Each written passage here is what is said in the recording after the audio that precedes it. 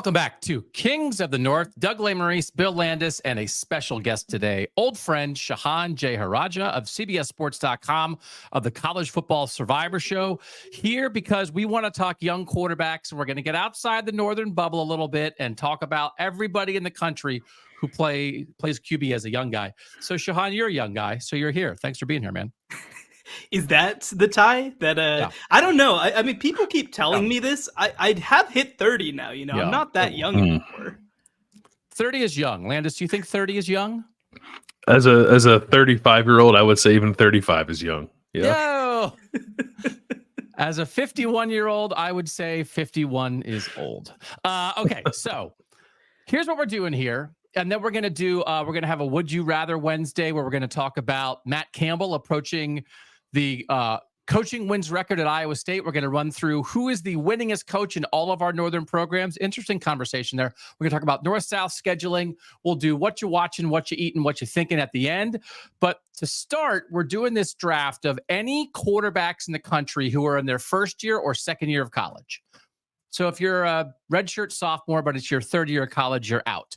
It's the super young guys, and we are going to draft 9 of them based on what we think they will do in the rest of their careers.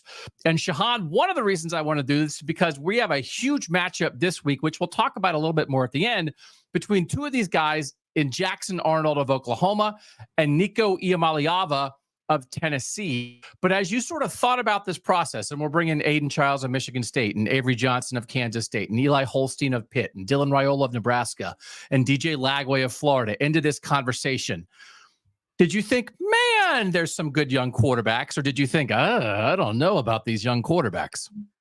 Well, there's a lot of quarterbacks who have potential, which, it's first and second year players. Of course, that's the case. But I will say, I did feel like there were fewer sure things than maybe I expected. The past couple of years, as a second year player, we've had Bryce Young, or we've had Caleb Williams, even as a first year player. I don't think that there's the home run guys necessarily at the top of this list. I think part of that is the way that the sport has changed. We're seeing it right now in the NFL, right? Where teams are really limiting the passing game with the way that they're playing defense. And you're almost seeing this reversion in some ways back to the run. But I do think that if you did this list a couple years ago, I mean, we're talking about multiple freshmen, redshirt freshmen who are competing for the Heisman Trophy potentially. And I don't think that it's that kind of era right now.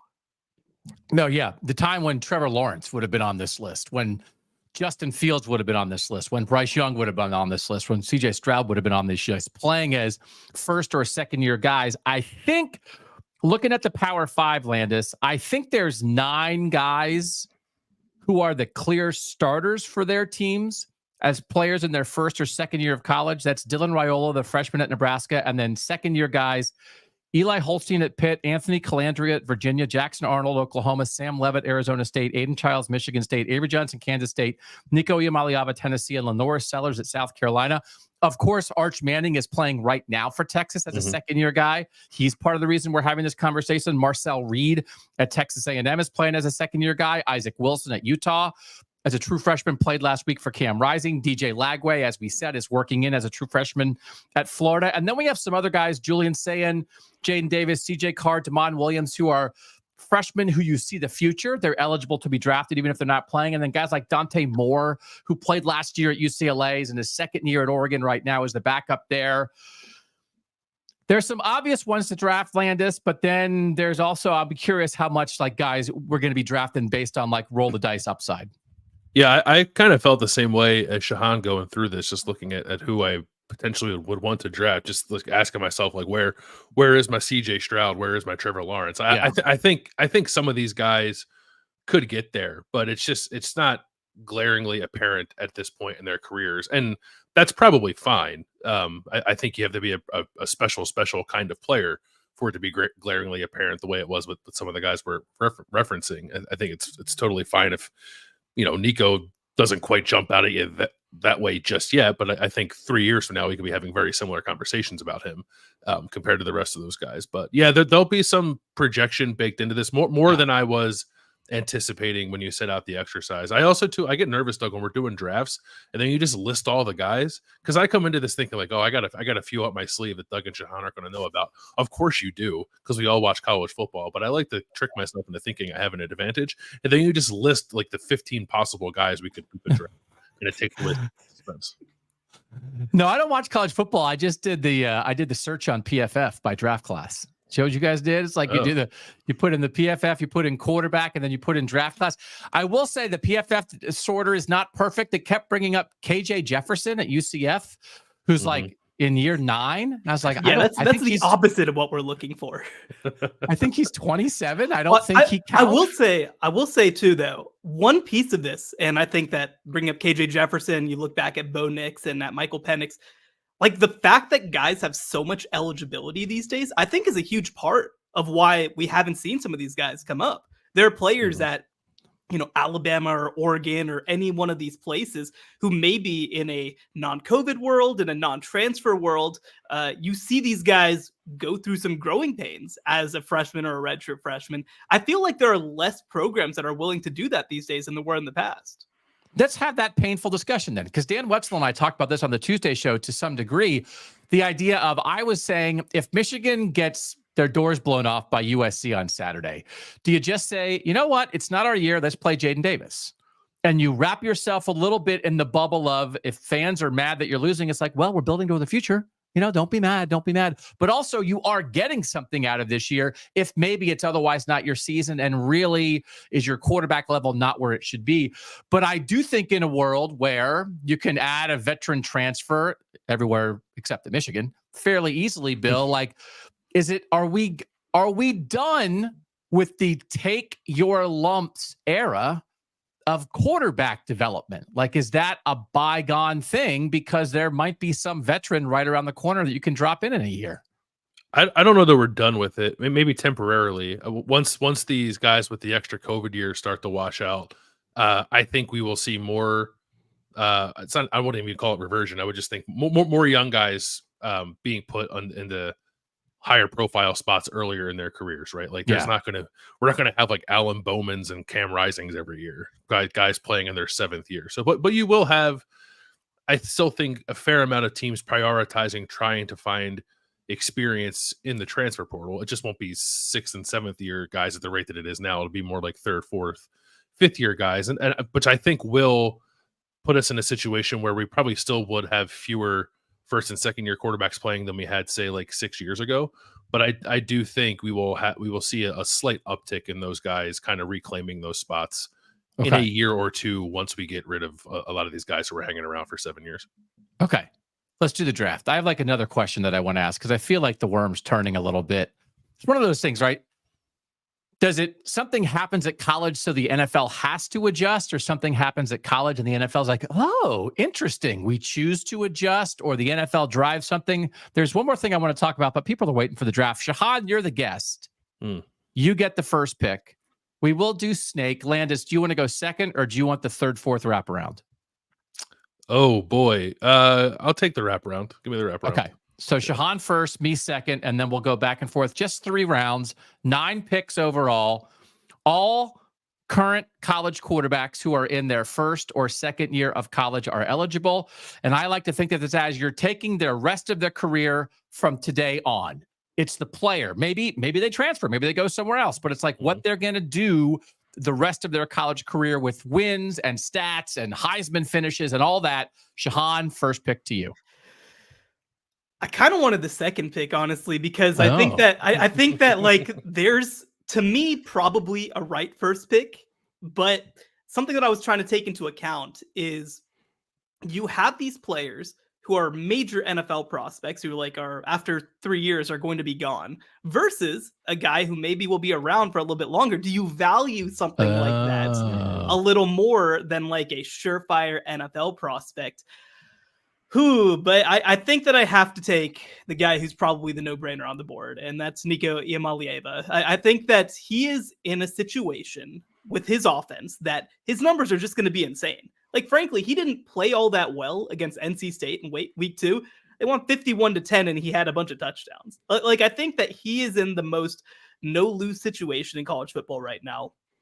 he takes over a Tennessee team that won 9 games last year with Joe Milton. I think that certainly I expect him to be better than Joe Milton, certainly over the course of his career. You still Joe get Milton 2 more stray years. alert. Joe Milton stray alert. And you know what? I'll keep shooting them. But I think that the other thing too, you get 2 years with him. You feel pretty confident he's going to be at Tennessee both of those years. So I think that this is probably as clean you sat out year 1, you're starting year 2, you're going to put good numbers up year 2. I think he could put elite numbers up year 3 and be a Heisman contender. So I think he's the safest pick on the board. I'm taking him at number 1. And then the thing about it is the new talent fee at Tennessee might keep him around for year 4 because it's, because Tennessee is going to charge the fans 10% more on their tickets, and they're going to strap Nico to his locker and not let him leave when he's a junior. I didn't know that he was the slam dunk number 1 to me, Landis. I was curious what everybody was thinking of Nico, because coming into this year, I was high on both Oklahoma and Tennessee because of their first-year starter, second-year player quarterbacks. But I wound up leaning Jackson Arnold. And now I wish I would have leaned Nico Iamaleava, and we're going to get a showdown here on Saturday. Nico's so rare. Would you have taken him number 1, Landis, or what were your Nico thoughts coming into this? I was not planning to take Nico number 1 if I had the first pick. I think everything Shehan said makes sense, and I have I guess I'll just call it a bias against Tennessee quarterbacks a little bit. I downgrade Tennessee quarterbacks a little bit because I think it's a pretty easy system to play in.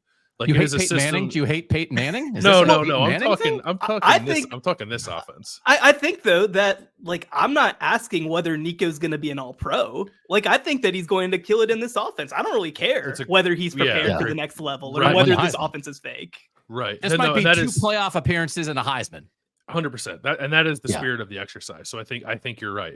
What I'm saying is I think I let that cloud my judgment a little too much, and maybe I should have had Nico number 1 on my board because I do think he's going to have playoff appearances. I would be shocked if he wasn't at least a Heisman finalist right before his career is over. We'll see how things shake out. But this is an offense where he is going to be prolific, and I think potentially the face of the sport, perhaps by the time that his career wraps up at Tennessee. So I don't think I would have taken him 1, but I think a lot of people would have if you put him in the same exercise.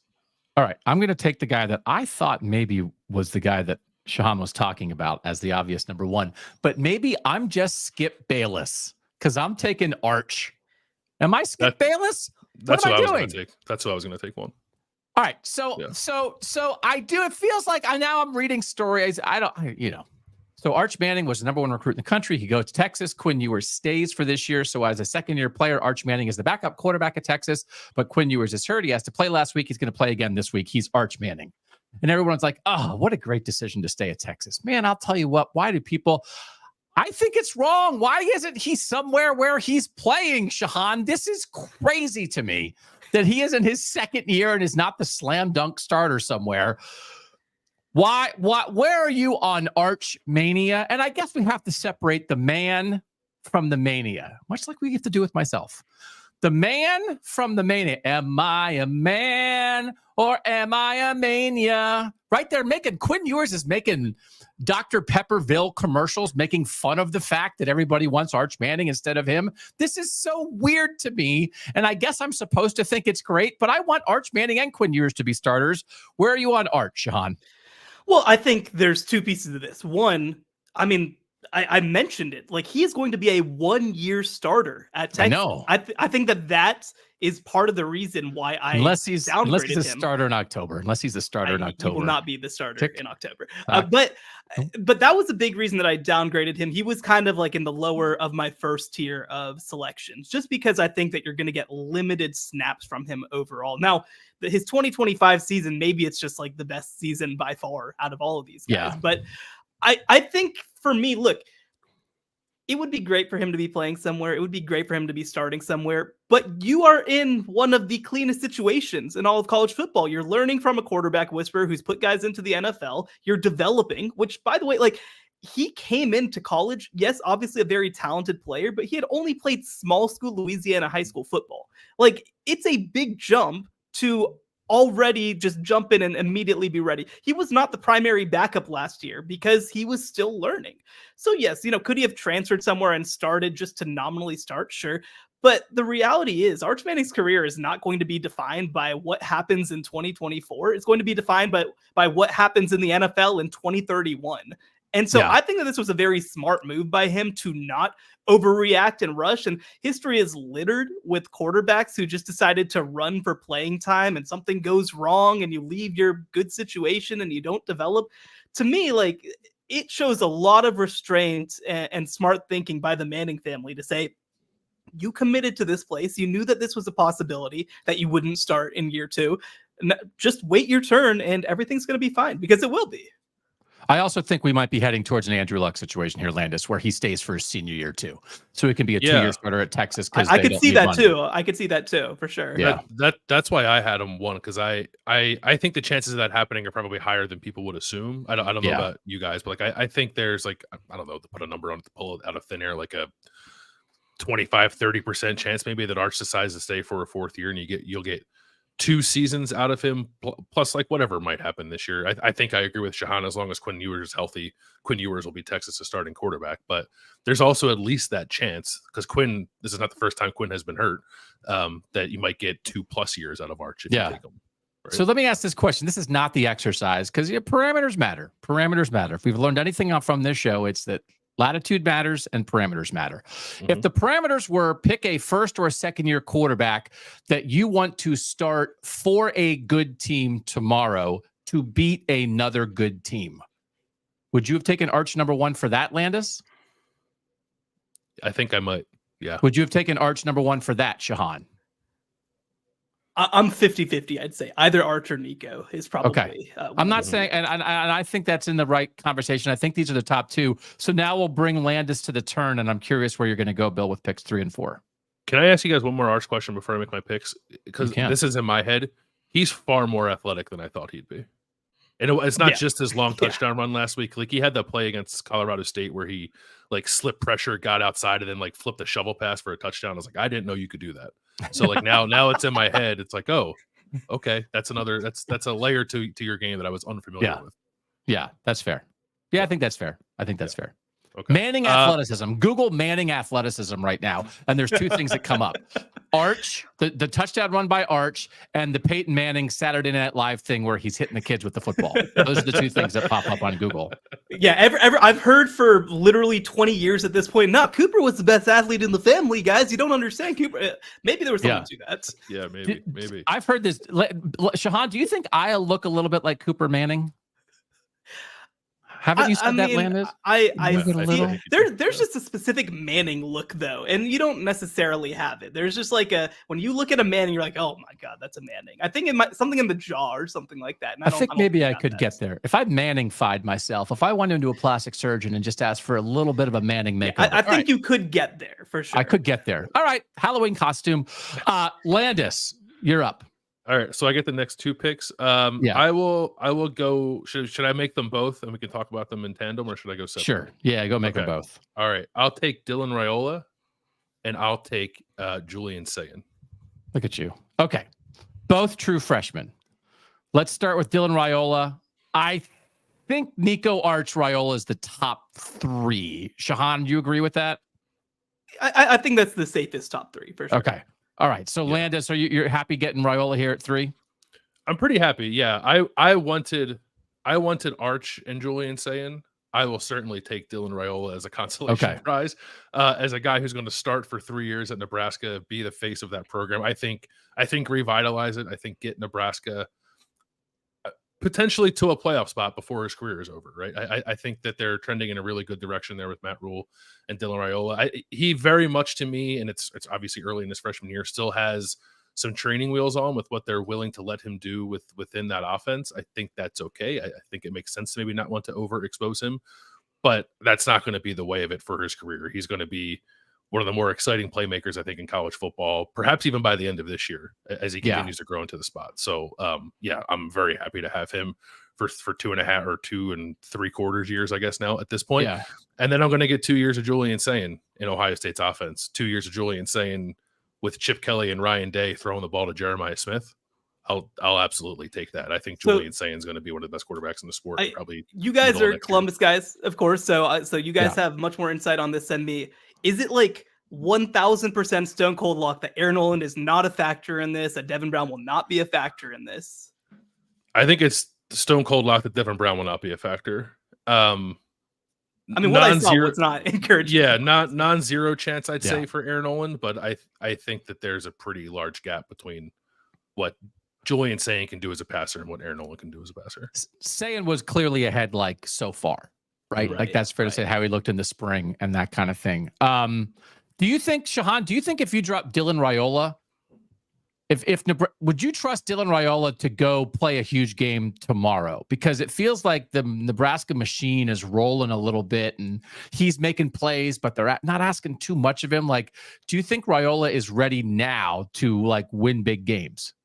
I think so. I don't know that Nebraska's team is all the way there to necessarily win the Ohio State, Penn State, whatever, but I think that the biggest credit that you can give him is outside of a kind of weird, maybe should have been intercepted throw against Colorado, he has not made mistakes. Like, he has been in the right place. He's been on time with his passes. He's made the right decisions.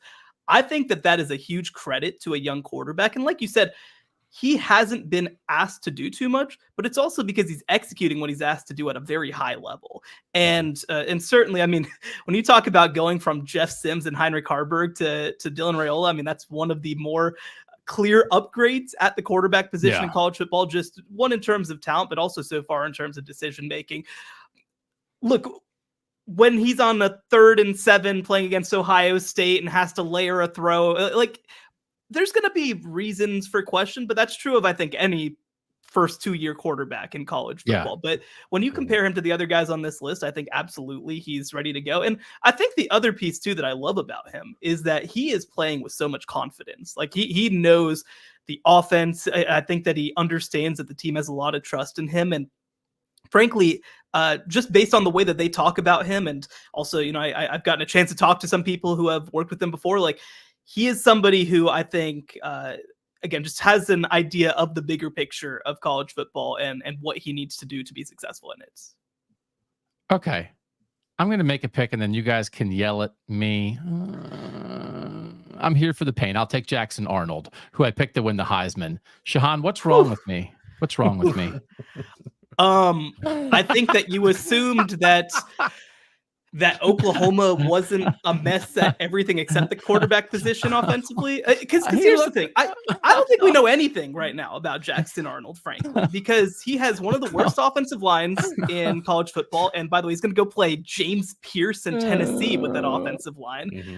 All of his receivers are hurt. His running backs weren't all that good in the first place, and they're also banged up. I just think that he has no help. Like, I don't even think that we know if he's any good. For that reason, I'm not running to try to draft him either in this draft.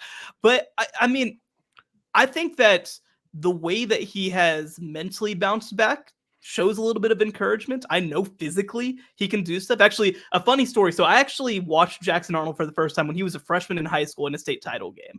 And Eli Stowers, the quarterback, who was a Texas A&M commit at the time, went out with a bad knee injury. And Jackson Arnold came in and looked like he had never seen a football before. Like, he was a freshman, completely he was 12. hapless. He was 12. And so he rode his bike over to the game.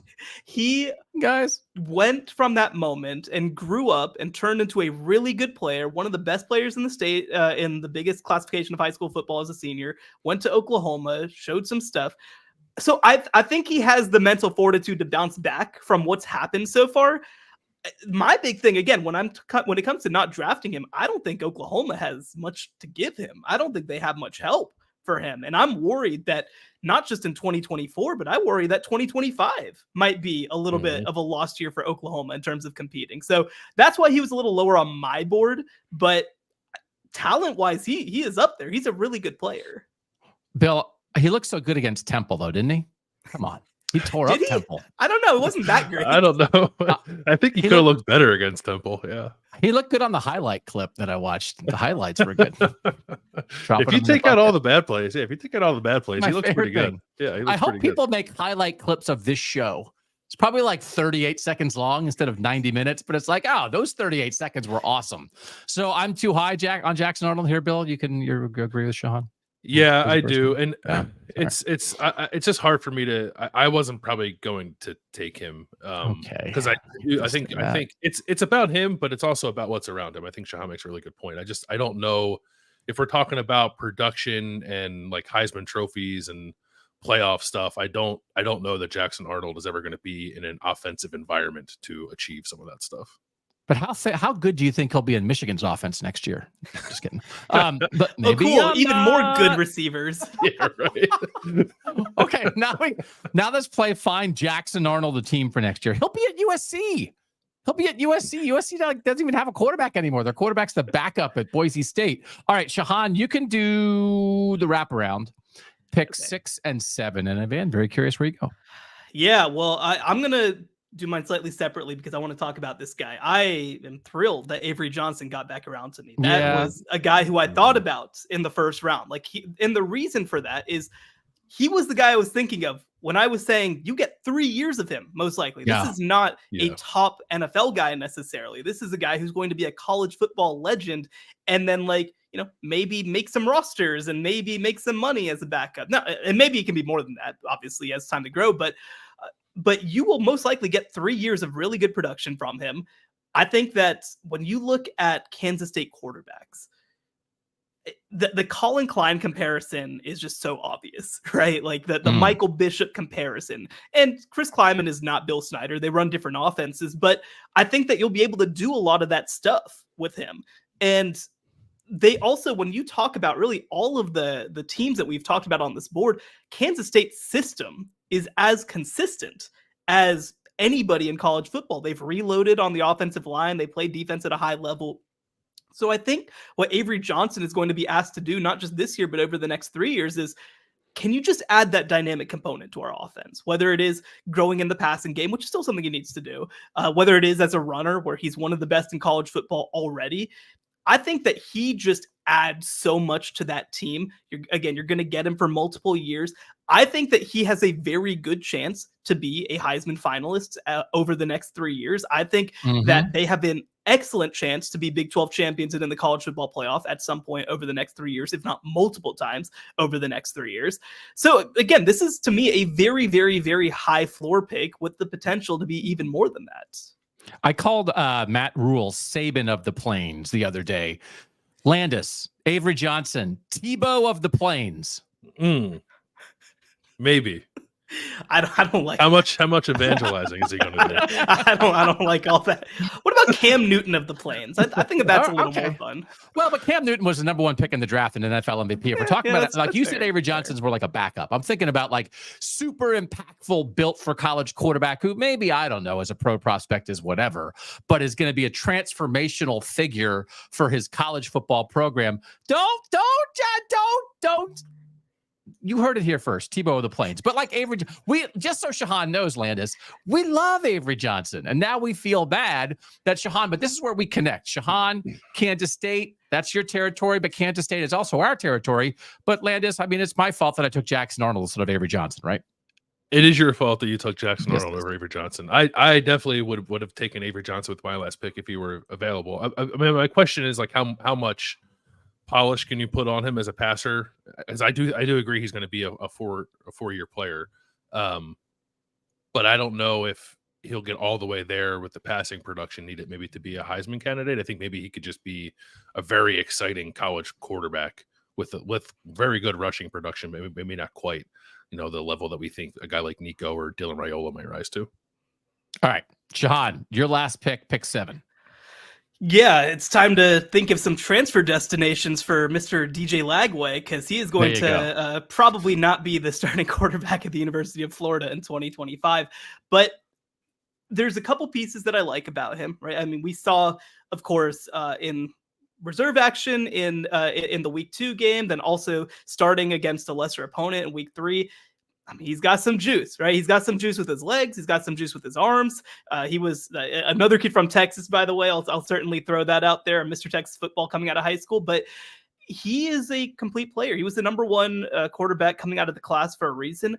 And I think what I like about him as a transfer prospect, because again, this was one of the reasons that I was a little more hesitant on saying was because of the competition in that room. And so then you have to start wondering if he ends up transferring. Well, Lagway is going to have his pick of programs in college football to transfer to whenever he does make that decision, or if I guess he makes that decision. Technically, he could come back to the University of Florida, but I think that Lagway is, from a talent perspective, up there with anybody in these two classes. I think that he's already showed that he has it, and it's just going to take some polish for him to be ready for prime time. I don't think he's quite there, but you get this year and 2 years after that. And when you talk about the type of programs that he might land at, I mean, he's in good shape.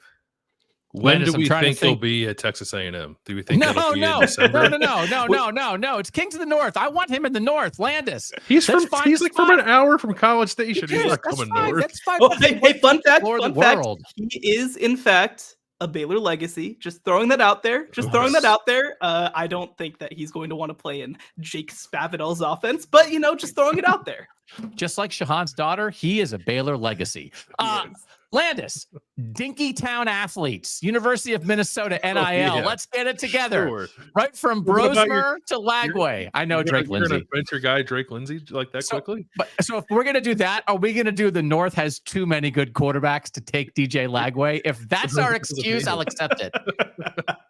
We don't need them. Yeah. What about Wisconsin? Wisconsin quarterback DJ Lagway. It'll be great. Oh, yeah. And go to Tuscaloosa. The opportunity to go to Tuscaloosa last year and get revenge for the Badgers? Yeah. That'll definitely happen. Okay. Lagway to Wisconsin. What about Iowa? They're looking for a quarterback.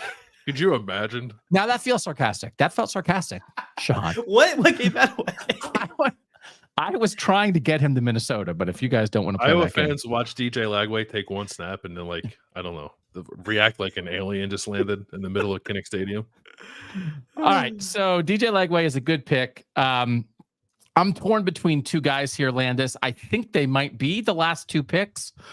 I kind of want them to be the last two picks, so I'm going to leave the guy that I think you'll take for you, and I'll take Eli Holstein at Pitt, because the question is Eli Holstein sort of I don't want to say flash in the pan, but like lightning in a bottle? Shehan, he leads the nation in turnover-worthy plays by power conference quarterbacks, but he's also led two remarkable comebacks, and I do think he has a little something. We've talked about Eli Holstein a lot on this show, Shehan. Like, from your view, Alabama transfer leading Pitt to a 3-0 start. What do you think of Eli Holstein? Well, I think that we get to a tier almost of just chaos quarterbacks in some ways. And maybe we can talk just for a second about this after Bill makes his pick too. I don't want to land some of his guys, but there are guys who are just like, because look, we've talked about quarterbacks who maybe can shape the playoff race or shape the national title race. This is just like will this guy be a Pitt legend, right? Will this guy be somebody who they, that people are wearing his jerseys to games for a long time? One guy who I don't think is probably going to get picked, who I can mention, New Mexico's Devin Dampier, right? Like that kind of guy where it's just like, oh, crazy stuff is happening. We're going to talk about this guy forever. And I think that, look, I mean, he wasn't necessarily supposed to be the starting quarterback. Nate Yarnell, of course, came back last year and had a chance to start this year. But I think that what I like about it is he's found a fit in this Cade Bell offense, I think, at Pittsburgh. They're willing to go downfield. They're willing to try things. And I think that also with the way that he's playing, it should give him a little bit of stability at Pitt too, And I think that's a huge part of the equation is, look, if Cade Bell is there for 2 years or 3 years and Pat Narduzzi's there for 2 or 3 years, he's going to only continue to grow in this offense. And this was a player, by the way, who was a top 150 recruit coming out of high school. I wanted to make sure he got picked, Landis. Do you think he deserved to be picked in the top 9 here? Yeah, I think so. Okay. I think you and I are on the same page with maybe the two guys left that would have been. So take your pick then. Take your pick. I'll take Aidan Chiles at Michigan State. Who I'm assuming that's who you had in mind, Doug. And maybe on a show that's not so North heavy, maybe he wouldn't have gotten picked. But maybe those people can just do their own draft. Yeah. And also, those people didn't do what I did, which is say that Aidan Chiles is going to be a Heisman Trophy finalist before his career is over. So, I have to own that. I can't. That is correct. I can't do this draft and not take him with the last pick while he's sitting there. He is he is a volatile quarterback, and I think probably will be. I think probably will be over the course of his career. But the good stuff's really good. The good stuff's pretty exciting, and I think there's more to him as a runner too that I think that Michigan State has not quite tapped into just yet. He had a rushing touchdown last week, but I think he only had like 8 rushing yards. I think when Michigan State gets into bigger games, you'll start to see Aidan Chiles' legs become an X factor, and like not in a way that I think is necessarily going to help Michigan State spring any kind of major upset this year. But I think maybe a year or two down the road, because I think he's a guy who's probably going to play 4 years in college as well. You could see him, I think, rise to the level of a guy people just want to watch because of how exciting he is, whether that's good exciting or bad exciting. I think he's going to be interesting. All right, so that's our draft. Nico Iamaleava of Tennessee, Arch Manning of Texas, Dylan Raiola of Nebraska, Julian Sand of Ohio State, Jackson Arnold of Oklahoma, too high, Avery Johnson of Kansas State, DJ Lagway of TBA, currently Florida, Eli Holstein of Pitt, and Aidan Chiles of Michigan State, the 3 guys who are starters right now in this category that did not get picked. Anthony Calandria of Virginia, Sam Levitt of Arizona State, who was at Michigan State last year, and Lenoris Sellers of South Carolina. A couple other guys, Isaac Wilson, again, I thought about it. I thought he played pretty well last week for Utah. Shehan, who's the guy that you had on your mind that didn't get picked? Yeah, I think that there was a pretty big oversight, frankly, on my board, and that's Iamaleava at USC. Started at UNLV last year, transferred over to USC, looked pretty good in some backup snaps behind Miller Moss. He has a really good chance to be the starting quarterback at USC in 2024, which would be huge for him, of course. I think that he definitely is somebody who should have been picked. I think that also, look, there's some weird situations with the Dante Moore, the Jaden Rashada, of course, Rashada going to Georgia, Moore going to Oregon. But I think that both those guys are poised to be in really good situations when their extremely veteran quarterbacks leave after this year. Again, it comes to a value prop, right? Because I think Aidan Chiles maybe will be more transformational for Michigan State, whereas Rashada and Moore, maybe they're leading playoff teams, maybe even becoming Heisman finalists. But I think that those are 2 guys who definitely should have been mentioned. And I think that's the other guy too, who is kind of off board for all of us. There's a freshman at Texas Tech named Will Hammond who is really, really interesting. He came in with Micah Hudson, the 5-star wide receiver. They're really close, a 4-star guy. They want to throw the ball around, of course, at Texas Tech. They're kind of getting back to what they used to be. I think he's the type of player, again, when combined with Micah Hudson, who in a year or 2 could be just throwing for 1,000,000 yards. Mm-hmm. What about, I don't know if he's on my PFF search. Plus, he's in Texas, so I don't care. I don't think that I don't know if he's even played as yet. Okay. I don't have any fully formed opinions on this guy, Shehan, so I would defer to you. Hank Brown at Auburn. I'm assuming he's going to be the starter moving forward. Is there anything there that you like? No. There's. Okay. I don't think he's bad. Like, I think that he is an upgrade over Peyton Thorne. I mean, this is the kind of guy who, again, like the fact that Auburn's able to bring in these veterans and kind of stunt the development of their young guys in some way. This is the guys that I'm talking about. I don't necessarily think he has big time potential. I think 1, there's a chance that they transfer in over him in 2025. And 2, I want to say that the kid's name is Walker White. They have a kid who was a top 50 player in this class who I think could also beat him out next year. So I'm not there on him, but I think that he'll have an opportunity to prove himself at least. Yeah. Don't you hope nice to be that able to Walker compare yourself to Peyton Thorne? It's always good.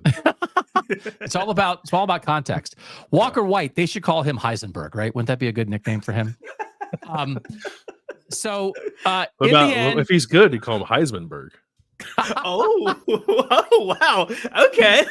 And you put the little pork pie hat on the stiff arm guy. We're just giving it away for free at this point, Auburn. Shehan, Texas, Oklahoma. I think it's worth our northern fans here knowing about this game. It's a big game this weekend because I do think the winner of this, it's not like the loser's out because nobody's out in September in a 12-team playoff, but the winner of this becomes a super interesting playoff contender and maybe more than playoff contender.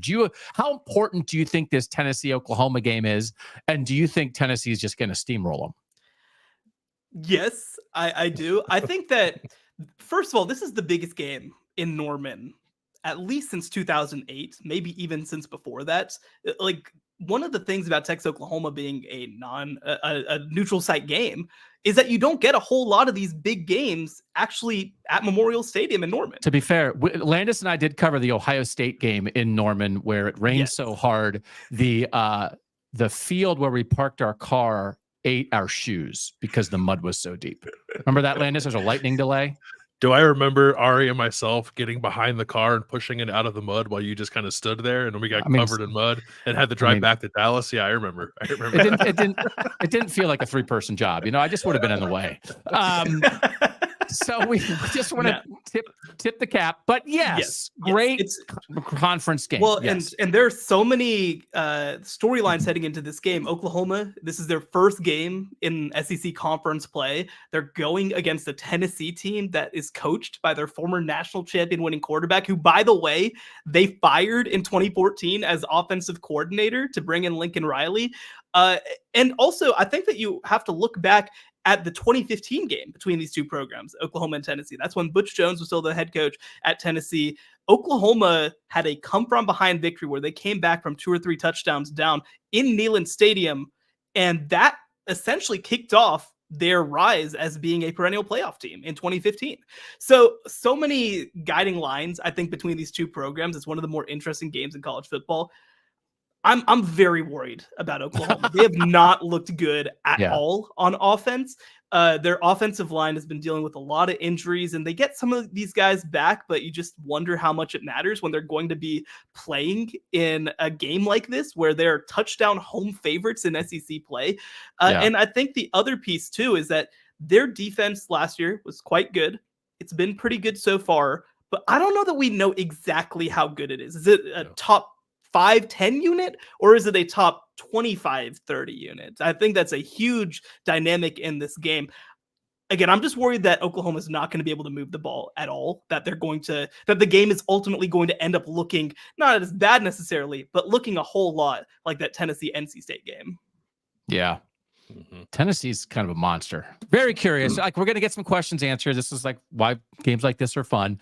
I think it's very possible that Tennessee comes out of this as like a legit national title contender, like a reminder 100%. Of like, this is not just like a cute little, hey, they might score some points and be the 10 seed. I think it's possible they come out of here scaring some people. All right. He's Shehan Jeyarajah. For the people who just think, my gosh, this guy is smart. Where can they find you, Shehan, to follow your work?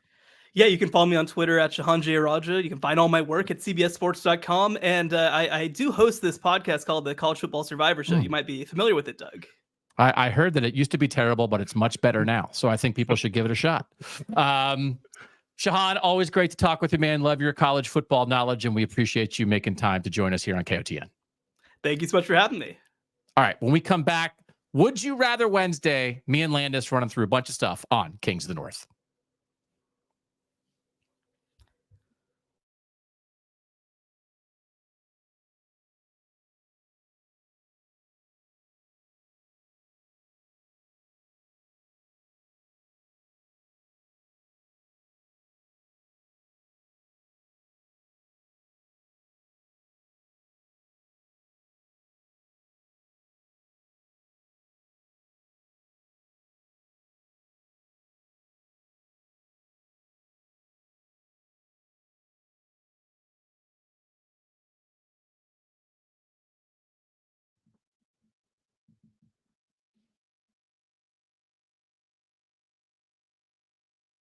Back on Kings of the North, Doug Lesmerises, Bill Landis, our producer Mike Landis drops in our comments.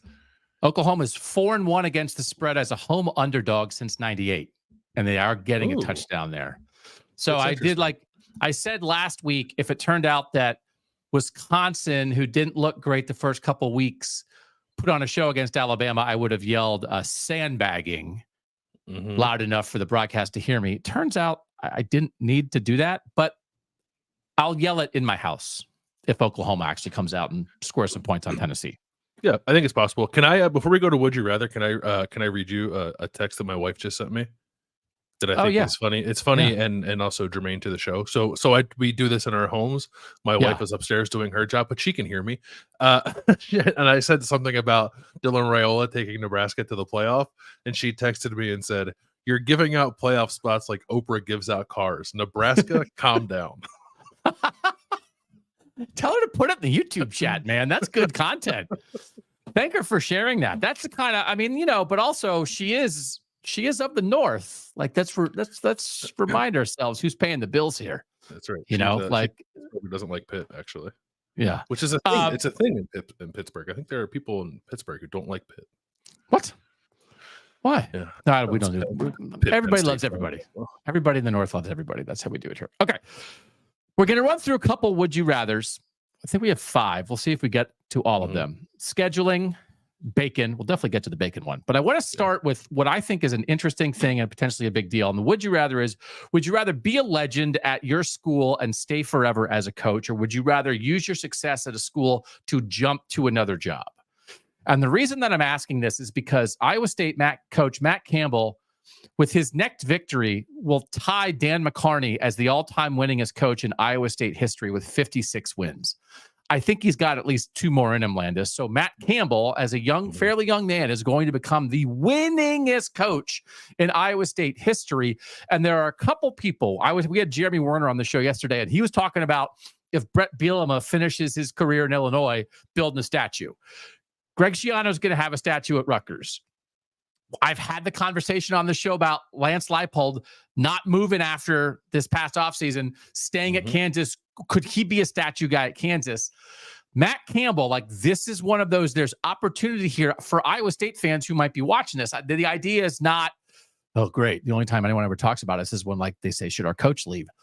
Iowa State football is really good right now. I think they're well run. I think it is a place where they overachieve on the regular. This is a winning football program that I think has potential, right? I think the Big 12 is a good spot for them. And I'm very intrigued now. Matt Campbell's been through some cycles and not moved. Maybe 20 more years of this for Matt Campbell, and he goes from 56 wins at Iowa State to 186 wins at Iowa State. Man, I'm kind of here for that. No, I am too. I think there was maybe 3 or 4 years ago. There was a lot of like Matt Campbell, Michigan stuff. Maybe it was prior to Jim Harbaugh getting hired. I can't even quite remember. But I remember Matt Campbell's name being floated around for not like around Michigan, but some other higher profile jobs. And thinking to myself, like I don't know, because part of it is like the Toledo of it all, because Toledo operates from a standpoint of just having better resources than a lot of the MAC. So it's hard for me to really discern like coaching quality when you're in that position.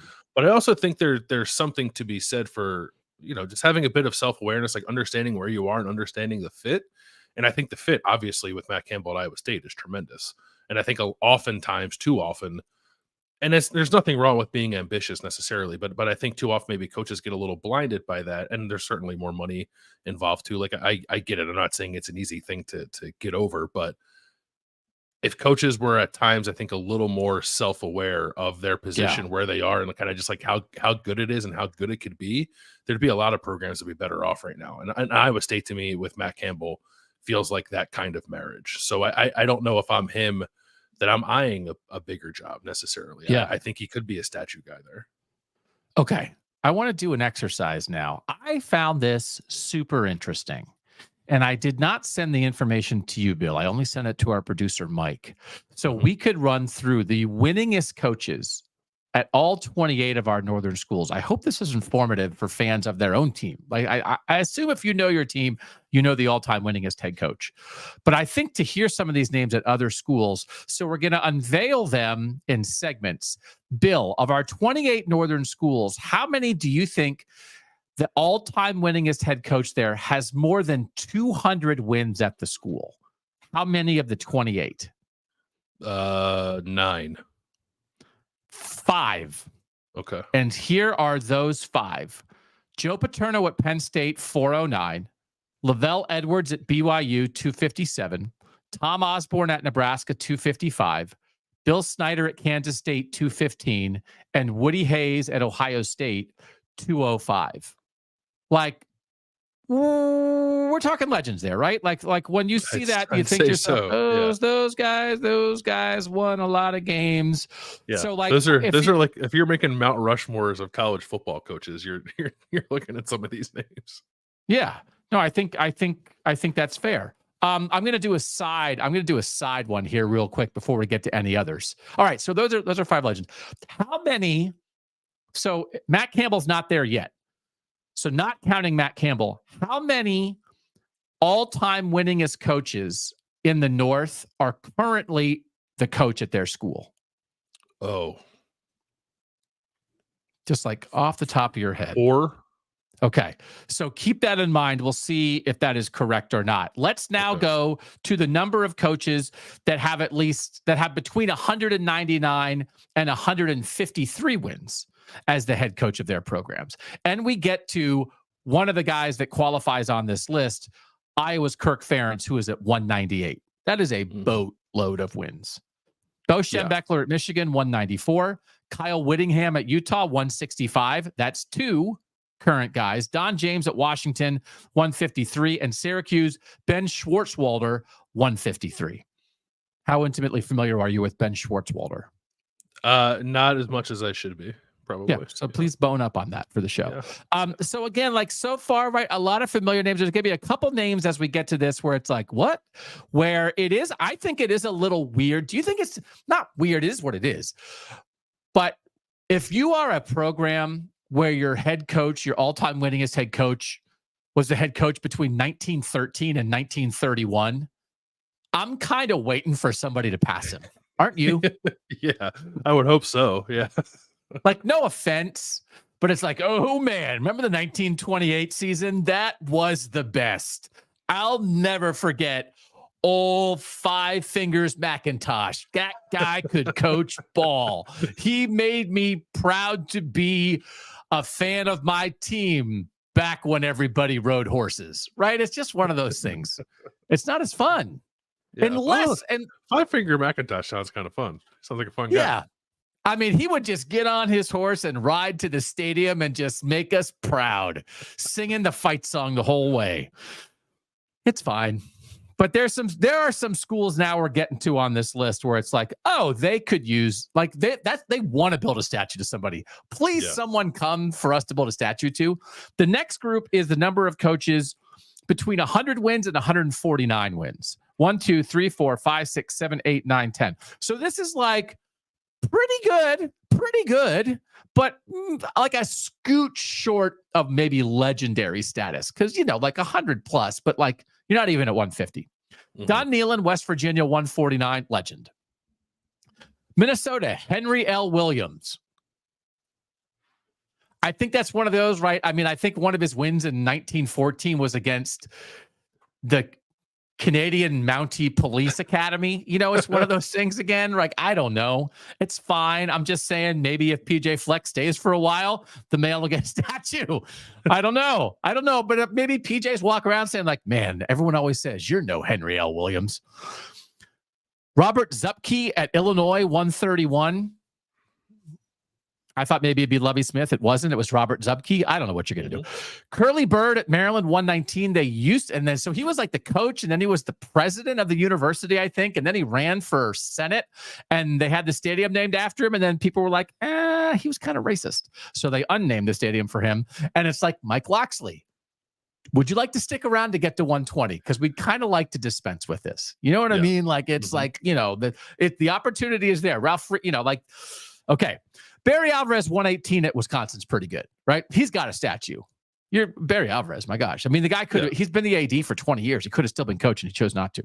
Mike Bellotti at Oregon, I thought was interesting. I didn't know when I thought to myself, who is the it's kind of a lot of wins at Oregon, Mike Bellotti. That is a lot of wins. But again, like we discussed this previously, like Chip Kelly was not the head coach at Oregon for all that long. He's the head coach for like 3.5 years. 4 years. Yeah. Mark D'Antonio, 114 at Michigan State. That's pretty good. Like, I thought that was like, and that like reaffirmed, that was like, oh yeah, Mark D'Antonio, like a decade of winning 10 games every year. That'll get you to 100 pretty quick. Yeah. This is one that I think, I wonder where Notre Dame fans would stand on this. And if there are any Notre Dame fans in the chat, we're happy to hear from you. Brian Kelly passed Knute Rockne before he left. And it's like, I passed Knute Rockne, and what I would like to say is, I can't win here. I'm going to Baton Rouge. Go Irish. Yeah, they need to take some of those away from him. I think. How many up is he on Newt Rockne? I think Newt was maybe 106. I Yeah. found the big graphic Notre Dame made when it was like, hey, Brian Kelly made me past Newt Rockne. Remember when Newt Rockne was like, I'm out of here. I'm going to the SEC. I can't win here. Remember that? I think that was in the movie, that Ronald Reagan speech. Jock Sutherland at Pitt. Old guy. No offense to old guys, but Nardog's got a shot. If Nardog hangs in, like give me another decade of Nardog, and we're talking possible statue time for Pat Narduzzi. Yeah, how far away is Pat Narduzzi? He's been there a minute, right? I mean, I looked up 28 things. I didn't look up 29. Pat Narduzzi, I think Pat Narduzzi might be at like 70. So like it's not out of reach. You know what I'm saying? So like he's 68 and 50. Okay, so he's 68 and 50, so he wins 10 more this year. So that's 78. So he'll get there. 10 more. And then Pat Fitzgerald, it was just like 110 for Pat Fitzgerald. I mean, the guy was on track to get to maybe get to 200 and have the whole campus named for him. Mm-hmm. And then it didn't work out. So like for a gazillion different reasons, for the program, for him, for the players involved, for everything, like what a turd that was at Northwestern. So Pat Fitzgerald, 110. And now we get to our group 1, 2, 3, 4, 5, 6, 7, 8. We have 8 schools in the North whose all-time leading winningest head coach is not at 100. Colorado, Bill McCartney, national champion, retired early to run a faith-based organization. That's a Colorado legend. Like that, they'll take that at Colorado, right? Like that. But I mean, Dion, it's right there. Sure. I mean, at this rate, just like another 20 years at 4.5 wins a year. I'm just kidding. I kid because I love. Oh boy, Greg Schiano, 89 statue. We go into the Schiano statue one day. We're going to go to the unveiling. Do you want to shake on that? Yeah, we'll go to the Schiano statue unveiling. I think they're going to build the Schiano statue out of brick too, right? It's not going to be like a bronze statue. Oh my God. Okay, well, let's get a rendering on that at some point. Joe Tiller, Purdue, 87. I didn't know for sure that it would be Joe Tiller. You know who's a good football coach? Joe Tiller. Mm-hmm. My gosh, that guy was good. Tom O'Brien at BC, 75. And they wouldn't even have to change the whole plaque if they have stuff around campus. They just take off the Tom and put in the Bill. Yeah. Tob is out, Bob is in. Sorry, Tob. But like this is not a bad thing for Bill O'Brien to shoot for. If he's going to retire there, 12 years, he should get to 75 wins in 12 years. Bill O'Brien. I'll put that on his list. How old is Bill O'Brien? Oh, he's a young man. You're asking me 50, so many factual based questions. I think he's there like at least 10 years, right? So I think he can get this. Yeah. We can start the Bob tracker right now. Yeah. Every day. We'll do it every day on the show until he gets there. Exactly. The drive to 75. The drive to 75. 76, I guess. 76. And every day we'd be like, well, it's a Tuesday and Boston College didn't play yesterday, so he's still at 4. That's the drive to 75. Bill Mallory, Indiana, legend, 69 wins. Like legit legend. Mm-hmm. I think I covered Bill Mallory's last regular season game. I think I did. They won the Old Oaken Bucket against Purdue. I think it was his last game. And the headline was Out on a Sea of Red. At least I wrote that. That headline was on my story about the Old Oaken Bucket game one time. I think it was his last game. Luke Fickell is Cincinnati's all-time winningest head coach. Did you know that? I did not know that. No, I don't know. I guess like Brian Kelly and Mark D'Antonio probably weren't there long enough to come close, right? But. Super interesting. I thought that was super interesting. Like 57, and like the deal for them is they've had a bunch of great coaches, and they all use it as a stepping stone. Mm-hmm. But to go, Mark D'Antonio gets the Michigan State job, Brian Kelly gets the Notre Dame job, Butch Jones gets the Tennessee job, and Luke Fickell gets the Wisconsin job based on succeeding. And Tommy Tuberville got to be a senator. All those guys based on their success at Cincinnati. Because I know when Tommy Tuberville ran for Senate in the state of Alabama, he was just like, what I did at Cincinnati should make me a senator. Remember when he campaigned on that? So Like that's like it would be great for Cincinnati to have a guy stick around and win 100, but actually this is not a bad deal either. Like let's win so much that bigger programs steal our coaches, but it means that we're winning. Yeah, it's not a bad spot to be. I do wonder when I think of Matt Campbell at Iowa State, I quickly go to Luke Fickell at Cincinnati and wonder if that's a similar deal where maybe I'm not writing off Luke Fickell by any stretch, but it just felt like such a good fit. It does.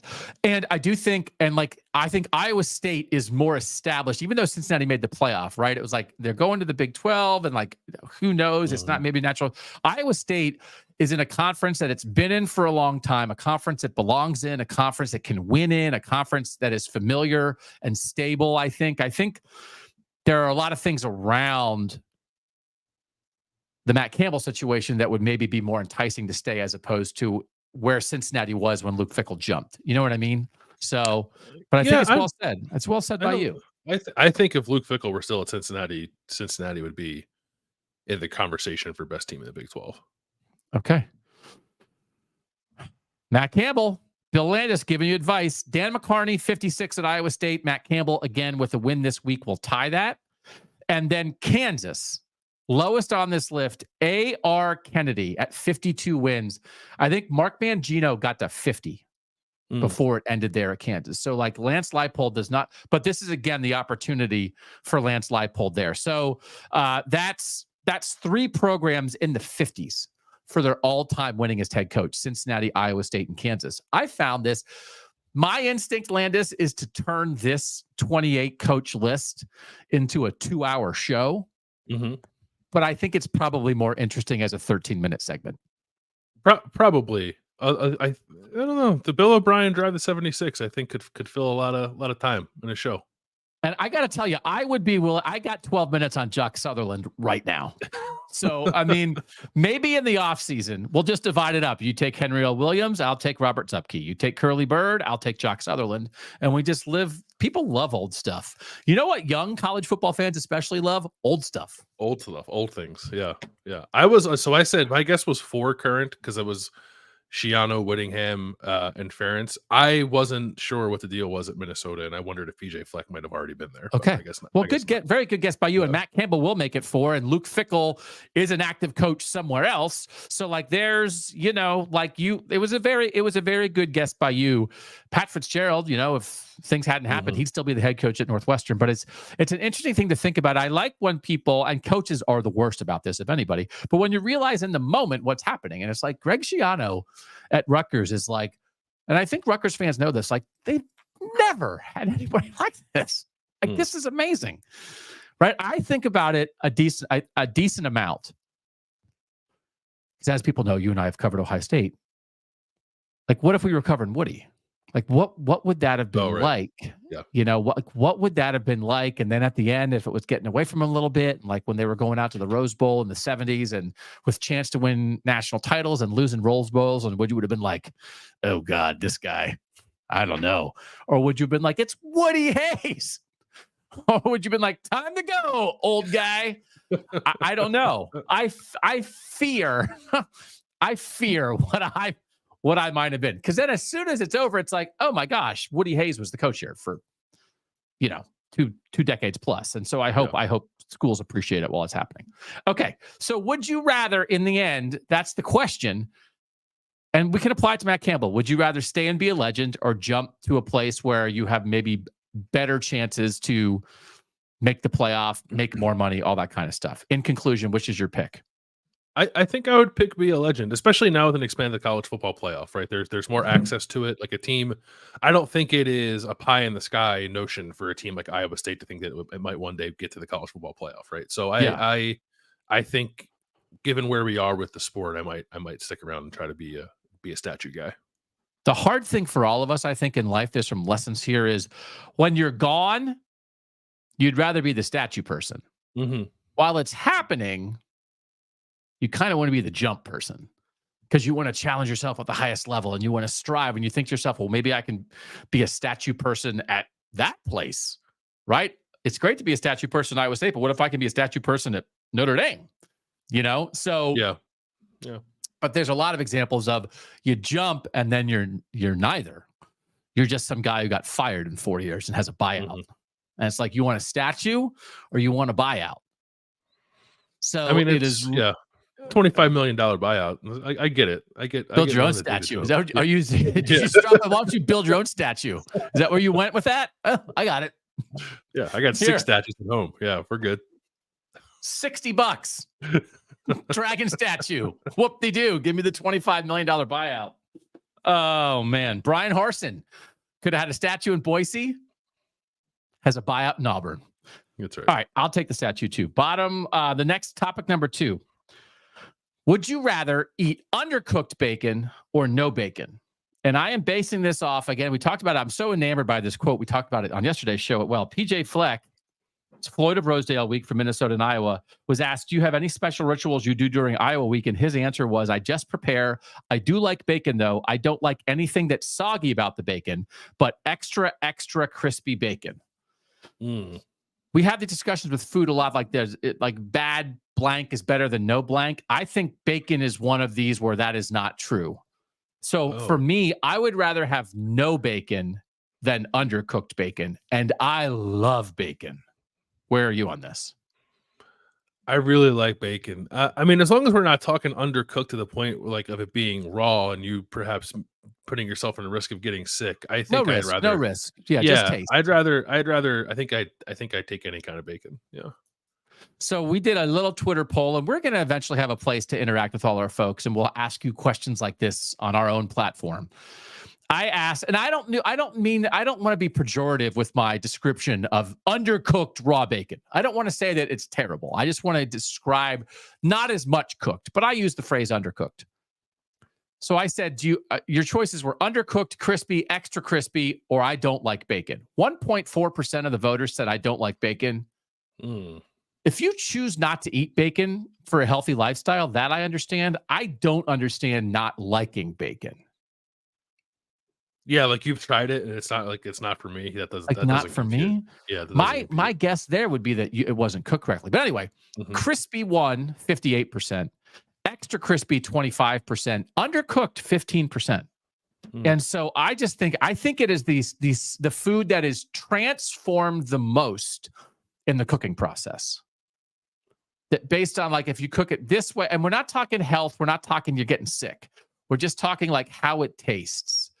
What a piece of bacon does in the extra like 90 seconds that you cook it from this floppy, fatty raw to like beautiful crispness. And I'm with PJ. I want it so crisp it's almost burned. I don't want it when it's like it's a different food. Cooked crispy bacon versus not that cooked bacon is a different food. It's not even the same food, Landis, but you like both. I think the flavors are the same. The consistency obviously is much different. I like both. I don't like super crispy. I don't want super crispy. Okay. Yeah, I don't want my bacon like crumbling apart as I'm trying to eat it.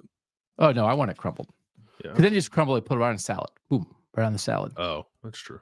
I like to eat a salad where it's basically a bacon salad with a little bit of lettuce sprinkled on top. Of course. Yeah. Okay. I so desperately want to have PJ Fleck on to talk about this. But for now, we'll say you would rather take the undercooked bacon. I'll take no bacon. Is that correct? That's our decision? Yeah. All right. Topic number 3. Would you rather have an easy early schedule, or would you rather play some bangers early and lose to a good team? And we want to talk about some north-south scheduling here in a second. But the example to me this year is Ohio State. Ohio State's first 4 weeks of the season are terrible. Ohio State has played 2 MAC teams. They were off last week, and now they're playing Marshall. The only other teams that will get through the first 4 weeks of the season without playing a power conference team, the only other one is Oregon, but Oregon played Boise, who's better than half the power conference, and they played Oregon State, which was a rivalry game, and they were power conferences. I mean, I don't consider the Pac-2 a power conference right now, but anyway, none of the Power 68, none have had a first 4 weeks like Ohio State, and I am incredibly frustrated by it because we have barely talked about Ohio State on this show for a month, and there's been no reason to do it. Now, it's not what Ohio State normally does. They normally play a non-conference banger. I'm not blaming them for this. I think it was like a Washington series that then they knew Washington was coming in the Big Ten and they canceled it. They're opening with Texas next year. They just did a home and home with Notre Dame. I'm not saying Ohio State's a bunch of scaredy cats or whatever. I'm just saying the way it broke down, I think it's been terrible for Ohio State fans. And it's been really difficult to discuss Ohio State. And I just want to offer it as a reminder that this situation, however it came about, I think stinks for fans. And I would much rather, especially in the 12-team playoff, have my team play a good early schedule and maybe lose because you can recover than play 3 games and have a bye week where it feels like you learn nothing and you don't have that much interesting football to watch, Landis. As a fan, I agree with you. If I'm approaching it from the perspective of a team, yeah, give me the wins, right? But yeah, as a fan, definitely. As a fan, but we're a fan show. We're a fan show. Yeah, like, no, yeah. So if the would you rather is as a fan, get their money's worth. Get their money's worth. Of course. Yeah. No, I agree. I like. I don't think you need to load up. Like, I don't think you need to play 2 power non-conference games. But like, if I'm using Ohio State as an example, like I've always thought Ohio State should be like 1 good power non-conference opponent. Probably a team from the MAC, preferably one from Ohio. And then I also think that Ohio State should play Cincinnati more often than not because it's cool. But like, so that's like my ideal Ohio State non-conference schedule. But I think most teams should try to mimic that as closely as they can. So I think, and this is I think we can do this as an off-season show. I think you are exactly right. I 1,000% agree with you. In a world where you're playing non-conference games, I think everybody should play a national banger, a geographical rivalry, and a patsy. And I think that should be the 100% model for everybody. And I so respect all the teams that are out there doing that kind of thing. And I think if it's for the fans. And like, that's why I think of it. It's not for us to have content to talk about. It's for fans to have interesting football to watch. You only get 12 of these, man. And I just don't like throwing a bunch of them away, especially when you wait all off season for the season to start. And then Ohio State season doesn't actually start until the end of September when they go to Michigan State next week.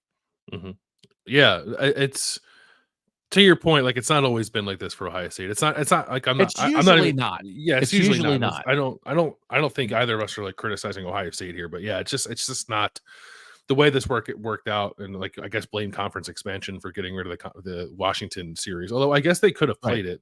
Like the Big 12 like kept some non-conference matchups that are now between 2 teams that are in the same conference. I suppose the Big 10 could have done that. But do you want to do that and effectively give yourself 10 conference games? Like, I don't think you want to do that.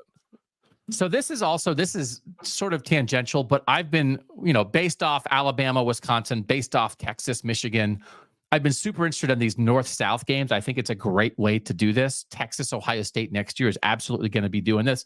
So our producer, Mike, and I have been like messing around with this. I've been sending him this graphic for like a week for us to talk about. And I just want to remind people before we move on, some of the North-South bangers that we have scheduled for the future, right? And that we do have some great ones coming. And it's really cool. And so I just want to run through a couple of these. All right, 2025. Michigan and Oklahoma, Texas at Ohio State, Wisconsin at Alabama, Syracuse versus Tennessee in Atlanta, banger, Georgia Tech at Colorado, Oklahoma State at Oregon. How do you feel about 2025, some North-South bangers, Landis? I feel really good about it. Syracuse and Tennessee should be playing in the Orange Bowl. Oh, look at you. Well, I guess it's not called the Orange Bowl anymore, but like put them down on the Hard Rock Stadium. Yeah. Can we move that? Let's get that moved. All right, 2026. It's the return game, Oklahoma at Michigan, Ohio State at Texas. That this is coming in 25 and 26, right? The new SEC and the old Big Ten. Love it. Tennessee at Nebraska in 26, banger. That's Alabama, at Nebraska? That's in Lincoln? Yeah. Ooh. Yeah. Okay. Banger. 26, Alabama at West Virginia. I don't think this has been officially canceled. I know Neil Brown doesn't want to do it, but he might not be the coach for this game. Oregon at Oklahoma State, Colorado at Georgia Tech, Arkansas at Utah. How like cool is that as like a kind of interesting brand confrontation, right? In 26. 27, we now get down to business. I've been looking forward to this game since it was scheduled. Alabama at Ohio State. West Virginia at Alabama. Like if Alabama winds up still playing both of those. Michigan at Texas, Nebraska at Tennessee. So the return game. Oregon at Baylor, Utah versus Miami in Las Vegas. And again, I don't love the neutral site games as much, but it's better than not playing. So I think that's good. 28. Now we have Ohio State going to Bama. We'll see you there. We will have a blowout Kings of the North. Ohio State at Alabama. West Virginia versus Tennessee in Charlotte. You down for that? Does that sound good to you? West Virginia, Tennessee? I like the idea of those two fan bases getting together. Yeah. Arizona at Nebraska. Ole Miss at BYU. How good is that? I like the idea of those two fan bases getting together a little more than I do West Virginia, Tennessee. Oh, my. Beware BYU. Colorado at Florida, banger, and then Baylor at Oregon. And then 2029, Alabama at Notre Dame. This is Alabama getting out into the world. They've never done it. They always did neutral site. And now this Wisconsin thing is the start of this. Alabama at Notre Dame, Washington at Tennessee, Florida at Colorado, Nebraska at Oklahoma again, BYU at Ole Miss, and Utah at Arkansas. Like teams are trying. And so most teams are trying. And enough of them, we love West Virginia, Penn State, but we also love this north-south stuff. And so I just want to remind people, as I'm complaining about it, it's because we know how great it is when it happens. And on the field, Bama, Wisconsin wasn't that great last week, but before the game and around the game, it was awesome. It was awesome for those two fan bases. So there's enough coming, Landis, for us to be excited about. Yep. We're not going this far down the road, but there's a Georgia, Ohio State, and yes, there is 2030, 2031, something like that. Yeah. So no, it's good. Absolutely.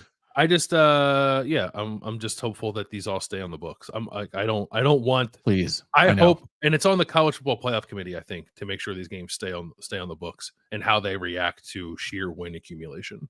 Yes. I hope they do the right thing and help the sport maintain this. Oh, so excited. We got to be at some of these, man.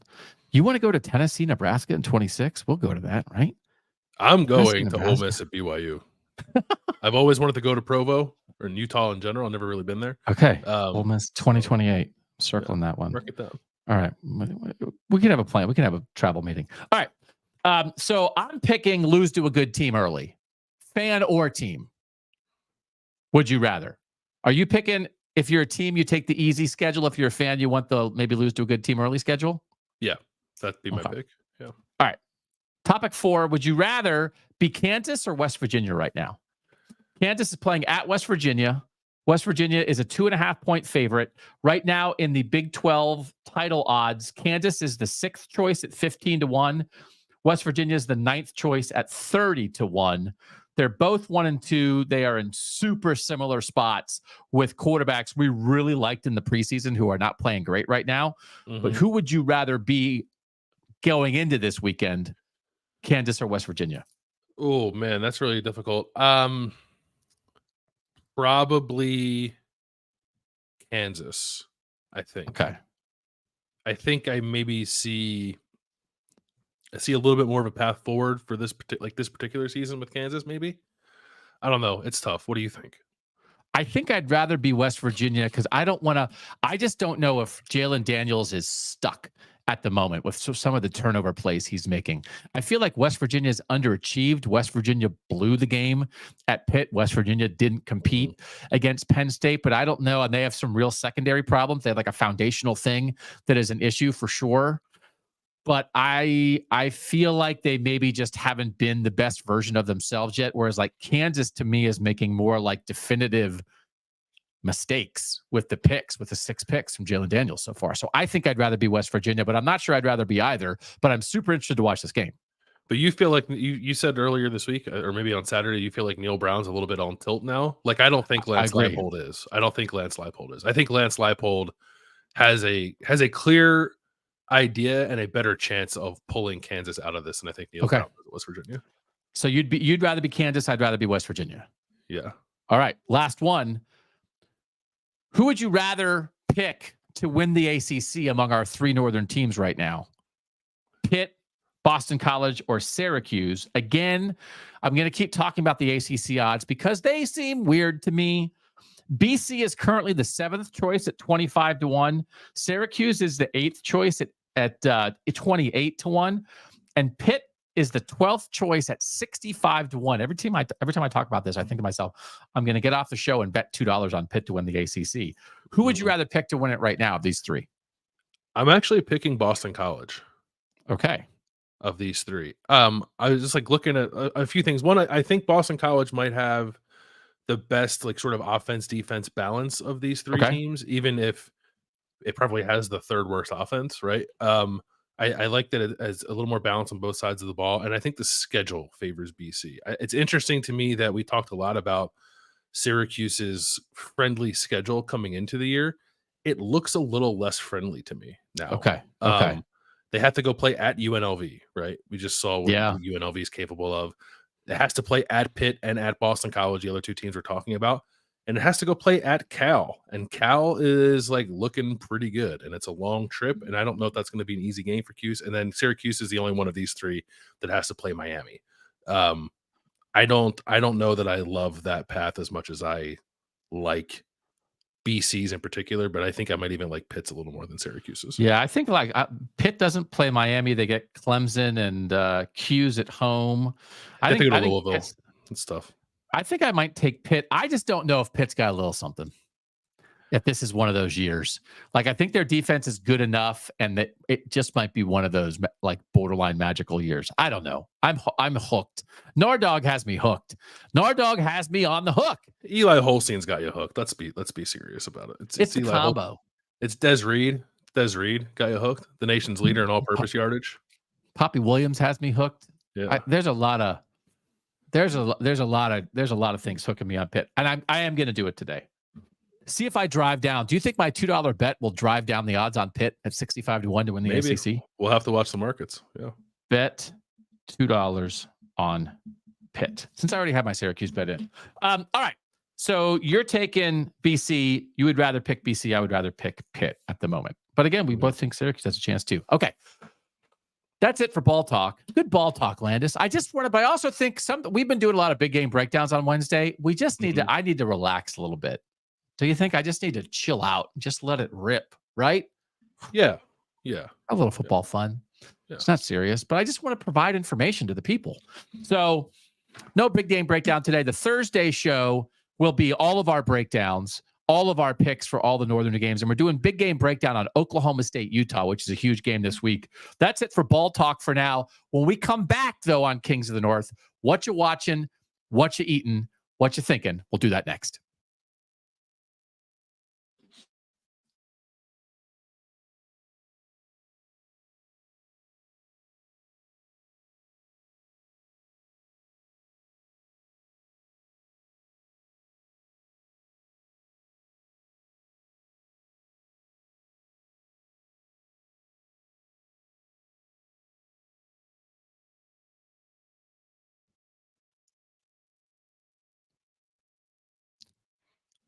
Back on Kings of the North, Doug Lesmerises and Bill Landis, our producer, Mike Urostowski. Drop a thumb, give us a thumb, subscribe, tell a friend, drop a review somewhere. Like we love what you guys are doing with us here on the show, and we like what we're doing on the show, and we're just trying to spread the word.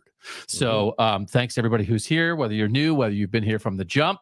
I will start What You Watching by saying I finished the thing I talked about last week on What You Watching, which was Perfect Couple, the Netflix series about murdering rich people. And I'll just say by the end of the show, I wanted a meteor to hit and to kill every character. So sometimes that happens. Yeah. I don't want to ruin the ending, but I want to say that I wanted everybody to die. Yeah, I felt that way like at the end of Game of Thrones. So I was just like, you all kind of stink. Yeah. So I think I would like warn you off of it if you're sitting down ready to think about it, because I think in the end it's sort of like meandering and weird. And then again, like I stick with shows that I'm like, I don't know about this because I'm waiting for a payoff, like a satisfying ending.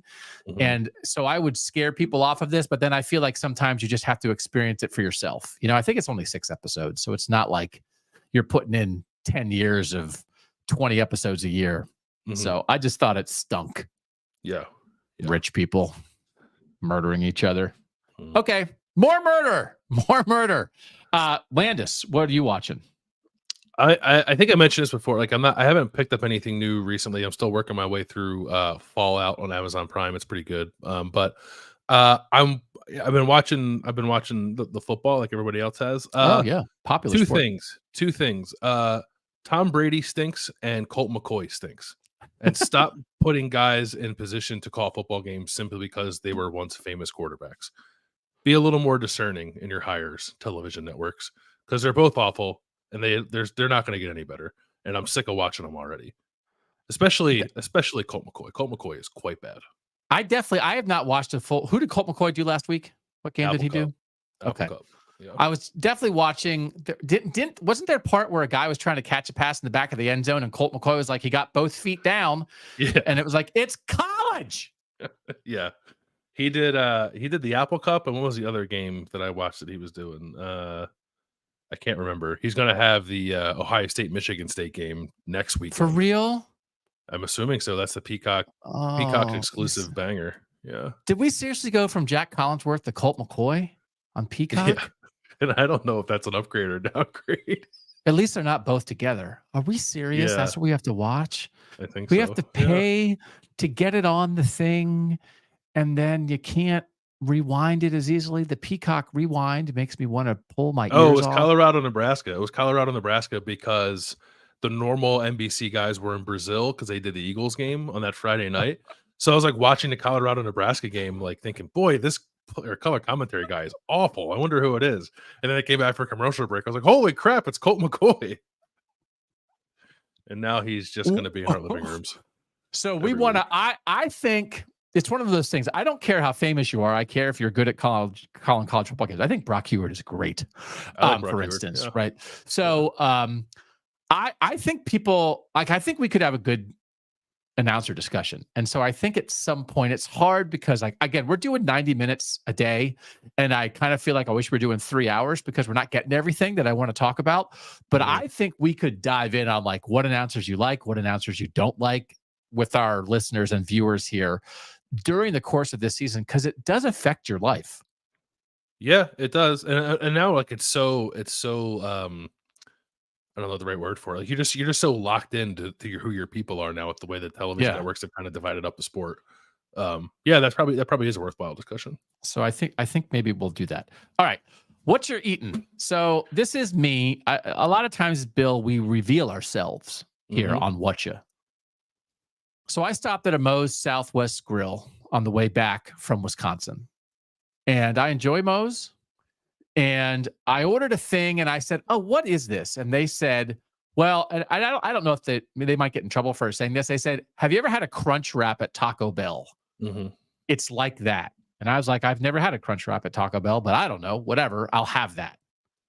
And I had it and it was unbelievably good because it's a quesadilla, but then you insert like 2 little tostadas to up the crunch, you ease the wrap a little bit, you give body to a quesadilla.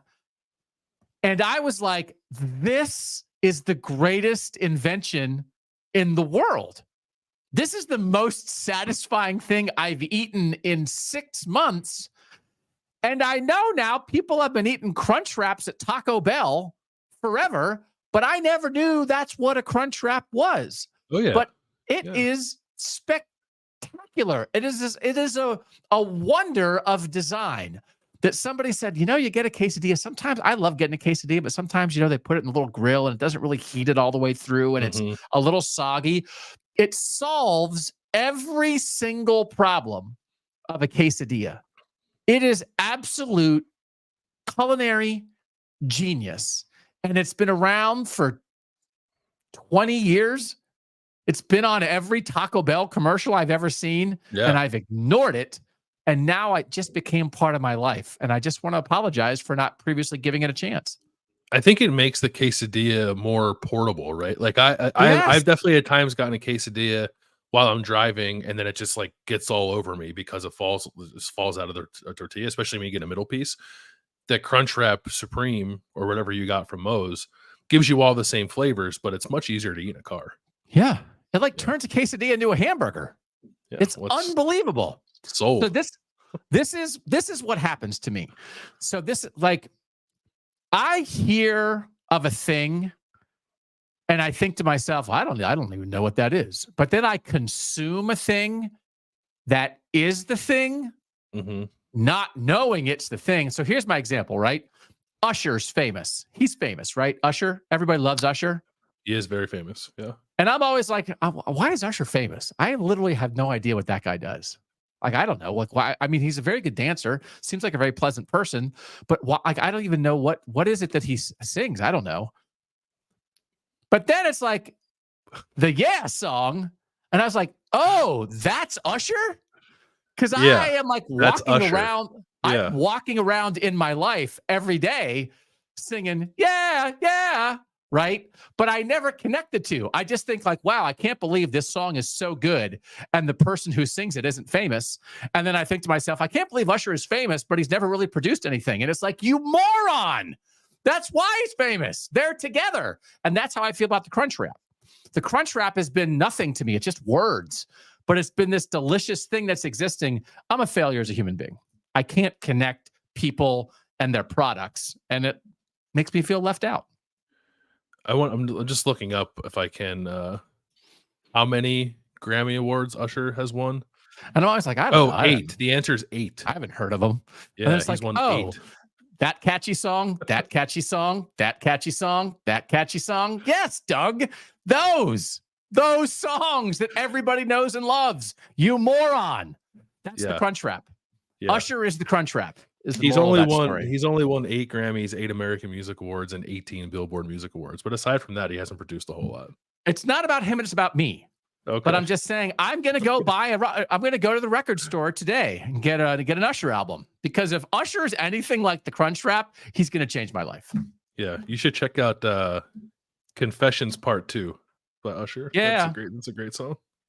What a guy! What a talent this guy. Prolific. We need to get in on him. All He's right, a multi-hyphenate. What are you? Crunch rap is also a multi-hyphenate. What are you? Crunch rap. What are you eating? Actually, oddly enough, I also have a fast casual. Oddly enough, I guess Mexican. What happened to Chipotle? What happened to Chipotle? Why? Okay. Now we're going 3 hours. Okay. So I had to. I got a colonoscopy last Friday, and I didn't eat for like almost 48 hours. I didn't eat. That's like the way the things timed up. So I was pretty hungry afterwards, and they were telling me what I could eat, what I couldn't eat. And they said like you can't have spicy food, but the one nurse said like if you go to like Chipotle and just get like chicken and rice or whatever, like that'd probably be pretty good. So like I haven't had Chipotle in a while, I'll do that. So I got a bowl with this like rice and chicken and guacamole and no salsa, because I didn't want to eat spicy food right after it. And it had no flavor. It tasted like nothing. Like I did not know that the salsa was so integral to imparting flavor on what you order from Chipotle. But then like I started like poking around a little bit on Chipotle. Like I guess like a lot of people feel like Chipotle has really fallen off recently. Interesting. And I used to eat it all the time. I had not had it in a while, but I just could not believe the utter lack of flavors with the food that I ordered from Chipotle in the absence of getting any salsa on it. Yeah. I am totally with you. I have like a half-eaten bowl with no salsa in my fridge because I was eating it. And I was like, I don't want to eat this because like my body can't process Chipotle salsa anymore, so I have to eat my own salsa at home. And it's just, but it's like a trick. It's like you know, the greatest trick the devil ever pulled was letting you believe it didn't exist. Yeah, that's like with salsa. Chipotle. They're salsa. Just like, do you want extra salsa? Don't tell anybody. There's no flavor. Do you want extra salsa? This to taste like anything? Yeah. Okay. Yeah, sure. I mean, one of our old shows a decade ago, almost now, like on our podcast with Ari, was like Ari going crazy about like Chipotle being overrated, and I can't believe like we've come back around on that. Yeah, I used to be a pretty staunch defender of Chipotle. They believe the hype. I don't know that I'll go back. I don't know that I'll go back. It was that. I'll tell you what. This podcast in a nutshell is Usher up, Chipotle down. That's right. All right. What are you thinking about? I got stung by a bee for like the first time. I think perhaps the first time in my life. So I remember when I was a child that I got a wasp. A wasp doesn't sting. A wasp bites, right? So I got on my eye whatever a wasp does when I was like a very young child.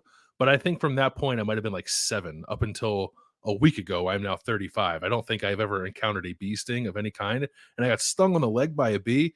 And buddy, that hurt like hell. Like I could not believe how much a bee sting hurt me, a man of considerable size and 35 years old. Like I was a little baby for like 10 minutes because that bee sting hurt so bad. Yeah. And like it hurts in the moment, but then it continues to hurt. Yes, yeah. And then like I got itchy after the fact too, and it was like I pulled the stinger out of my leg and was studying it because I was like mesmerized by the idea that this bee dared to sting me when I tried to smack it and kill it. Like it got me back. So yeah, it hurt a lot. Like I had like ice. It was on the side of my knee, and I like put ice on it to make it feel better. Oh, isn't it crazy the way the world fits together? And it was just like, you know what? Let me just remind people, like, you know, we can get you. Like, it's like, I'm not going to have like bears attack you on the regular, but what if something was just flying around and it stuck its butt in your leg and it stabbed you with its butt? What a world. How is that a thing? Did you see, by the way, what producer Mike put in the chat? He eats Chipotle 4 times a week, he says. No. Yeah. Minimum. And you're always satisfied? Every time. It's the greatest establishment on this planet. Okay. So now we're back around. Now we're back around to it's Chipotle and Chick-fil-A. They're in a league of their own. Okay. Like that is I don't know if anyone's against Chick-fil-A like that. Like when it comes to the food, like the Chick-fil-A level is high. So like way to add in that when it comes to the I know. I'm here for everybody. But like so now we're back around. Now we're back around to a Chipotle fight. It's just Landis has switched sides of the Chipotle battle. Yeah. Interesting. Okay. Like, we might have to talk this now. Chipotle or Hotheads?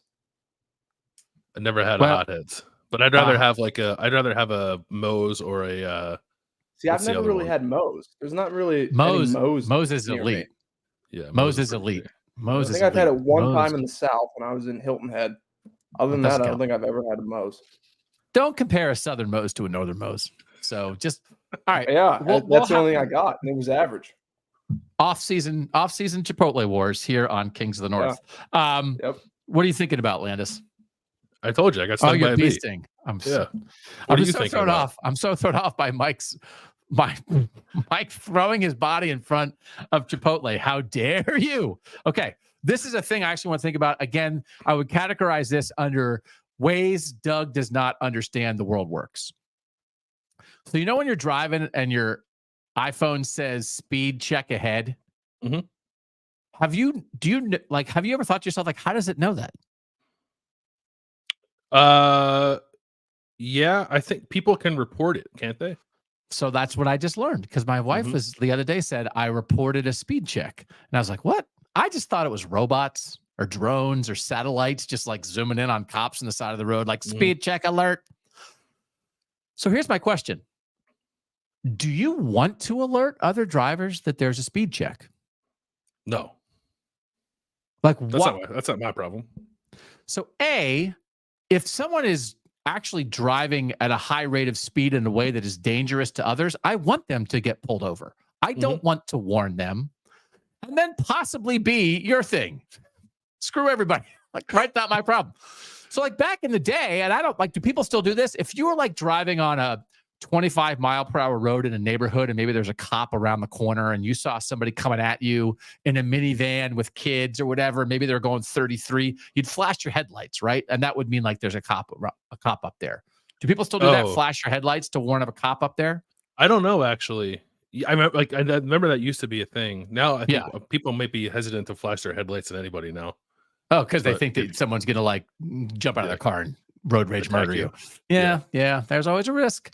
Yeah. America. So, but like if I know who I'm warning, look at that person who's going a little bit maybe over the speed limit, but does not appear to be a dangerous driver, right? Based on my quick assessment of the situation.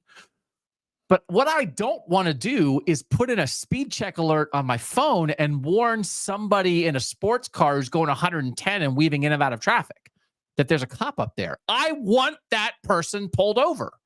So I'm intrigued by our participation in warning each other of something like that in a world when, if it's working correctly, that police officer should be there to protect the general population. So why are you warning the people whose behavior is putting it at risk? So I think I would never put a speed check warning into my phone. I think I would never do it either. I also worry about, because I feel like the amount of times that I have received that message while driving myself, the percentage of times where like I actually encounter that speed trap, I feel like is like less than 10%. It's usually gone by the time I get to wherever people say it is. But then I also think it encourages people to slow down in a way that can also be dangerous. Like I think driving slow is borderline as dangerous as driving too fast sometimes. Yeah, especially on an interstate. So I would worry about that as well. I do like. Have you ever called in someone you thought was driving recklessly? Like if you're on the highway or like a turnpike somewhere and you see someone not necessarily speeding, but like I've called in people like weaving in and out of lanes if I think they might be driving like under the influence or something like that. I've like, hey, just so you know, this is happening and it's potentially dangerous. Yes. I drove past somebody one time who like the beer cans were like falling out of their car as they were weaving in and out of traffic, and I called them in. Yeah. I've done So if you can do that on your phone, can you do that on your phone? That's more helpful. We're all cops. Make us all cops. Is that not, don't warn of the cop. Let's deputize make us all everybody. Cops. Yeah. Let's constantly police each other's behavior in every way possible. That's what everybody wants on your phone. Hey, that guy, I overheard that guy just said a swear word in the grocery store. iPhone. Where can I report that? I don't know. I find it to be an interesting societal conversation about when we want to warn the like you don't know who you're warning. So anyway, all right. Thanks to everybody for being here. I'm gonna let us loosen up a little bit on Wednesdays and not always be like, Bill, we have to analyze another football game. Thursday we're gonna analyze football games. Wednesday we might let it hang out a little bit more. I don't mind analyzing football games, just for the record. No, I know we want this. We're still working this out. We've not been doing this that long, but I want this to be the correct balance of ball talk and nonsense. Mm-hmm. And I want it to be fun, but I want it to be worthwhile. And lately, I've been more worried about podcasts that are supposed to be providing information that delve into a whole bunch of nonsense that they think is interesting, that I don't think the listeners do think is interesting. So we break off Whatcha at the end. If you don't want to listen to that, you kind of know you're not missing any ball talk. But I want it to be fun. It's entertainment, Landis, right? Like we want to make we want to make college football more fun for the people who love it. So like I got to make sure when I'm making the list and stuff that I'm checking the right boxes on that. So yeah, no, I think too, like when we're discussing college football, like there's a time for like nitty gritty. This team is third in the country in rushing success rate kind of conversation, and then there's time for just like there's time for vibes. So we got to make time for both. Yeah, time for vibes. All right. Thanks to our producer Mike Urostowski, who will be a huge part of our off-season Chipotle show, for always making us look good and sound good. Thanks to Shehan Jeyarajah, just a super smart. I as you guys probably know, I worked with Shehan on the College Football Survivor show, and when we started that at my previous employer, we were just like looking for a co-host, and I had been on one phone call with him for an All-American team discussion, and I just thought to myself, that guy is super smart and knows a ton about it.